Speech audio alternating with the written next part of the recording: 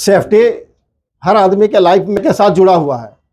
उस बात को देखते हुए भारत टेक्निकल इंस्टीट्यूट जमशेदपुर के सभी industrial safety and fire management के स्टूडेंट के साथ और भी सारे डिपार्टमेंट के स्टूडेंट्स को आज मॉक ड्रिल के दिखाना चाहती है और इस बात को के तरफ लोगों का रुझान को बढ़ाना चाहती है कि सेफ्टी कितना इम्पोर्टेंट है और कितना अहम है कि लाइफ में आदमी के लाइफ हर जगह हर मैदान में घर से लेकर बाहर तक एक चुनौतियों से भरा हुआ है और मैक्सिमम लोगों को देखते होंगे कि कहीं ना कहीं वो एक्सीडेंटल केस से जूझता है और ज़्यादातर घर के अंदर एक छोटा सा किचन होता है जिसके अंदर भी फायर बर्निंग बहुत ज़्यादा होता है। पेपर में देखते रहते होंगे, सुनते रहते होंगे, ब्लास्ट हो गया, आग लग गई, एक्सीडेंट हो गया, लोग मर गए,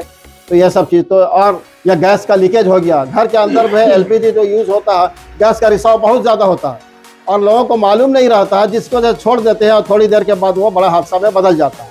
लेकिन यही सब छोटी छोटी चीज़ों पर आदमी ध्यान देगा तो इन सब से चीज़ों से अपने आप को ये एक्सीडेंट होने से बचा सके और लोगों को बचाया जा सकता है। वो हमारे जो अभी आपके जो युवा स्टूडेंट हैं ये भारत टेक्निकल इंस्टीट्यूट के अभी यहाँ से ट्रेनिंग लेने के बाद प्लांट में जाएंगे तो अलग अलग इनका डिपार्टमेंट होगा, मशीन से लेके अलग अलग डिपार्टमेंट तक ये जाएंगे। कोई इलेक्ट्रिकल डिपार्टमेंट में होगा, कोई मैकेनिकल डिपार्टमेंट में होगा, कोई सेफ्टी में होगा, कोई HVAC में होगा और इसी तरह मशीनें हैं ऑपरेटिंग लाइन की जैसे जेसीबी, एक्सकवेटर वाले तो और मोबाइल क्रेन वाले आजकल बंद केबिन को अपना बंद करके काम करते हैं। कंपनी आजकल ये सारी मशीनों को फुल फ्लेज में केबिन को ऐसी केबिन बना रही है और ये लोग बंद होकर काम करते हैं या 18 घंटा 20 घंटा भी काम करते हैं तो इनको हरासमेंट नहीं होता है। वहाँ पर भी कभी कभी एक्सीडेंटल केस इस तरह का फायर बर्निंग का हो जाता है कि इनको वहाँ पर भी संभालना है कि अपना सीज फायर कैसे करना है और उसको कैसे बुझाना है और प्रिकॉशन करके अपने आप को और मशीन को कैसे सेव करना है। तो उससे रिलेटेड हम लोग आज यहाँ पर एक मॉक ड्रिल कर रहे हैं ताकि और मॉक ड्रिल करके ये दिखाना और बताना चाहते हैं ताकि एक किसी भी फील्ड का स्टूडेंट हो, एक आम आदमी हो, आम आदमी की रीच में ये आ सके कि इस तरह का एक्सीडेंट हो तो हम कैसे सेव कर सके अपने आप को और अपने परिवार को और लोगों को। तो उसी के देखते हुए हम लोग आज आपके सामने मॉक ड्रिल कर रहे हैं और ये देखिए और इससे लर्निंग लीजिए कि हम लोग कैसे कैसे जानों को बचाया जा सकता है या फिर कैसे किसी डिपार्टमेंट को सेव किया जा सकता है। सबसे पहले हम लोग देखेंगे कि साइट पर रेस्क्यू करेंगे। रेस्क्यू किसको बोलते हैं? आपातकालीन स्थिति में किसी को बचाना, ये तो मालूम होगा। जैसे अपने देश में NDRF टीम की करती है, यानी कभी भी नेचुरल आपदा जो होता है तो इंडस्ट्री में ऐसा घटना घटते रहेगा क्योंकि हजार्ड हर जगह खतरा जिसको बोलते हैं। तो उसी का इसका मतलब नहीं कि काम को रोक, उसी के दौरान हमको प्रिकॉशन लैक ऑफ नॉलेज जिसको बोलते हैं, यानी जानकारी लेना। तो सबसे पहले साइट पर कोई आदमी इस तरीके से गिर गया, बेहोश हो गया, तो कौन से कंडीशन में है तो सबसे पहले हमको उसको सीधा करना, जस्ट इस पोस्चर में। समझ में आया? अब उठा सकता है डायरेक्ट, जब तक उसको मेथड नहीं पता हो। तो सबसे पहले मेथड सुन लो, दोनों पैर के यहाँ पर उसको बैंड करेंगे जस्ट इस तरीके से, देख लिए यहाँ देखो। उसके बाद उस आदमी को ऐसे हाथ के थ्रू उठाएंगे डायरेक्ट खड़ा, ठीक है। अब ये अपने भार पर नहीं, ये मेरे भार पर है, ये मेरे भार पर है। अब इसको हमको करना क्या, इस तरीके से उठा करके, ऐसे उठा करके एक हाथ फ्री, क्योंकि दरवाजा वगैरह खोलना है तो ले जाना है ताकि आप वहां पर हॉस्पिटल नहीं फर्स्ट एड सेंटर पर आप ले जा सके। समझ में आया? तो इन केस कैसा भी होगा तो ये मेथड समझ में आ गया ना, कैसे ले जाना है। तो ये तरीका सबसे पहले, इसको बोलते हैं फायरमैन लिफ्ट, याद रहेगा नाम ना, इसको बोलते हैं फायरमैन लिफ्ट। किस तरीके से उठाना है मालूम हुआ ना, कैसे उठाना है। अब एक सीखेंगे अभी हम लोग फिर 2 हैंड फिट, किस तरीके से 2 हैंड फिट किसको बोलते हैं, उसका क्या काम है।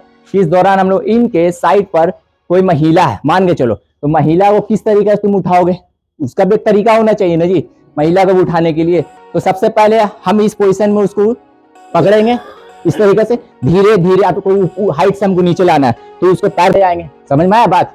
तो तरीका मालूम होना चाहिए। अब यहाँ पर होगा 2 हैंड फिट, एक लगाओ, कोई एक लड़का जिसके पास ताकत हो, आ जाओ। अकेले आप उसका भार नहीं उठा सकते तो वहां पर आप 2 आदमी का दरकार पड़ेगा। तो इसको बोलते हैं हम लोग 2 हैंड फिट। तो सबसे पहले ये हाथ देख रहे हो, ये हाथ को इस आदमी के बैक पर रखेंगे, समझ में आया। उसके बाद इसको यहाँ पर इसको यहाँ पर ऐसे करके खड़ा कर लेंगे स्ट्रेट। उसके बाद एक पैर नीचे कर लो, एक पैर को इस तरीके से उठा करके उसको लेके चले जाएंगे। अब बताओ गिरेगा कहीं पर से, ठीक है। अब इसी जगह इसको बोलते हैं 2 हैंड फीट। फिर अब बताएंगे यहाँ पे फीट, 3 हैंड फीट भी सेम वही प्रोसीजर है, लेकिन कुछ उसमें अलग बताया गया। सबसे पहले आदमी को ऐसे खड़ा कर लिया, ठीक है। अब उसके जगह पर यहाँ पर हम उस आदमी को 2 हाथ को यहाँ पर हम लोग इस तरीके से करेंगे। एक हाथ इसमें अटैच कर लेंगे, इसमें अटैच कर लेंगे बैक पर पीछे। उसके बाद इसको डायरेक्ट उठा करके धीरे धीरे ऐसे करके लेके जाएंगे, समझ में आया बात। तो ये तरीका होना चाहिए पता कि कैसे हम लोग करते हैं। फिर उसी तरीके से 4 हैंड फीट होता है। 4 हैंड फीट इन केस बहुत ज्यादा वजनदार आदमी, भारी आदमी, तो भारी आदमी तो हम लोग जैसा हल्का आदमी से उठेगा नहीं, उसके लेके ताकत चाहिए, ताकत वाला आदमी। तो 4 हैंड फीट कहाँ पर यूज होता है, जो जस्ट उसका पोजीशन जो रहेगा इस तरीके से अपने हाथ पर इस तरीके से बनेगा। अब भी बनेगा उल्टा अल्टरनेट। हाँ, अब यहाँ पर अगर इसको पकड़ेंगे तो ये एक हो जाएगा। उस आदमी को यहाँ पर इस बैठा करके जस्ट जहां ले जाना वहां लेके जा सकते हैं। तो ये समझ में आया बात।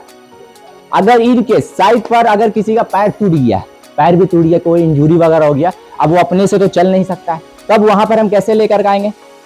लेटो, दोनों पैर पकड़ना उसका, घूम के उठना। हाँ, ये पकड़ो। उसके बाद इस तरीके से पकड़ करके लेके जाएंगे, समझ में आया। एक तरह का सीधे चलो। तो ये क्या है, एक तरह का स्ट्रेचर है। ये जरूरी क्यों है, रीजन भी तो कुछ होगा। तो ये ज्यादातर लोगों को मालूम नहीं होता है। इनके सी भाई सबका पैर टूट गया मान के चलिए, अब हमको तरीका नहीं मालूम, इसको उठा करके हम जैसे लाने का जो तरीका है, जो सेफ्टी मेथड स्टैंडर्ड है, उस प्रोसीजर से ना ला करके हमको जैसे मन हुआ वैसे, तो वो क्या डैमेज हुआ कि नहीं हुआ, वो डैमेज हुआ कि नहीं हुआ। अगर तरीका सही से अगर जब तक पता नहीं होगा तो आप रेस्क्यू कभी नहीं कर सकते। इसीलिए ये चीज होना बहुत जरूरी, हर इंसान को मालूम होना चाहिए, ना कि सेफ्टी वाला को खाली मालूम होना कि सेफ्टी वाला काम नहीं। इंसान का नैतिक कर्तव्य जिम्मेवारी बनता है ये सब चीज के बारे में जानकारी लेना।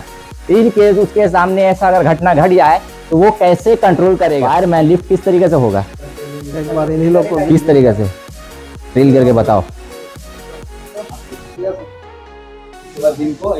कैसे दिखाओगे तब ना जी हमको। चलो आउट हो गया, तू डेड बॉल पर आउट हो गया। एक मिनट तुमने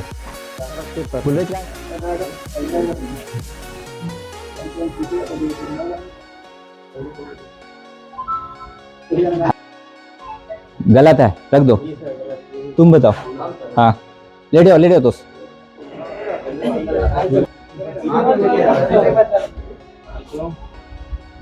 समझ में आया तरीका।